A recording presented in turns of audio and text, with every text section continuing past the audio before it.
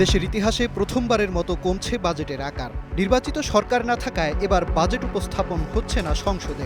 ২ June অন্তর্বর্তী সরকার budget ঘোষণা করবেন টিভির পর্দায়। ২০২৫-২৬ অর্থবছরে ৭,৯০,০০০ কোটি টাকার রাষ্ট্রীয় ব্যয়ের পরিমাণ নির্ধারণ করতে যাচ্ছে অন্তর্বর্তী সরকার, যা আওয়ামী লীগ সরকারের শেষ বাজেটের তুলনায় ৭,০০০ কোটি টাকা কম। অন্তর্বর্তী সরকার বলছে, উচ্চাভিলাষী বাজেটের পরিবর্তে এবার বাস্তবায়নযোগ্য বাজেট দেয়া হচ্ছে, তাই উন্নয়ন বরাদ্দেও আনা হচ্ছে বড় ধরনের পরিবর্তন। ২০২৪-২৫ অর্থবছরের তুলনায় ৩৫,০০০ কোটি টাকা কমিয়ে বার্ষিক উন্নয়ন কর্মসূচি বা এডিপি ধরা হচ্ছে ২,৩০,০০০ কোটি টাকা। জিডিপির লক্ষ্যমাত্রাও ২.৫% কমিয়ে ধরা হচ্ছে ৫.৫%। ব্যয় কমছে, তাই কমবে রাজস্ব আয়ের লক্ষ্যমাত্রাও। চলতি অর্থবছরের তুলনায় আসছে বছরে মাত্র ১৯,০০০ কোটি টাকা বাড়িয়ে ভ্যাট, ট্যাক্স ও শুল্ক থেকে এনবিআরের কর আদায়ের লক্ষ্যমাত্রা ধরা হতে পারে ৪,৯৯,০০০ কোটি টাকা।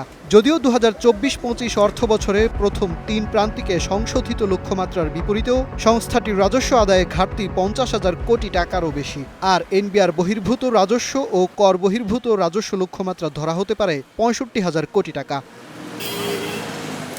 এদিকে ব্যয় সংকোচন নীতির বাস্তবায়নযোগ্য বাজেটেও ঘাটতি মেটাতে বড় ঋণের পথেই হাঁটছে অন্তর্বর্তী সরকার। ২০২৫-২৬ অর্থবছরে দেশি বিদেশি ঋণ নিতে পারে প্রায় ২.২ লাখ কোটি টাকার মতো। ভর্তুকি কমবে আওয়ামী লুটপাটের অন্যতম পথ বিদ্যুৎ খাত ও এলএনজি আমদানিতে। তবে গুরুত্ব বাড়বে গ্যাস অনুসন্ধান, রপ্তানি ও রেমিট্যান্সে। সব মিলিয়ে ভর্তুকি প্রণোদনায় বরাদ্দ থাকতে পারে ১,১৬,০০০ কোটি টাকা। মেগা প্রকল্পের নামে লুটপাট ও অর্থ পাচারে ধসে পড়া অর্থনীতি পুনরুদ্ধার ও মূল্যস্ফীতিকে ৬.৫% আটকে রাখার লক্ষ্যমাত্রা অর্জন বড় চ্যালেঞ্জ হয়েই থাকবে আগামী অর্থবছরে।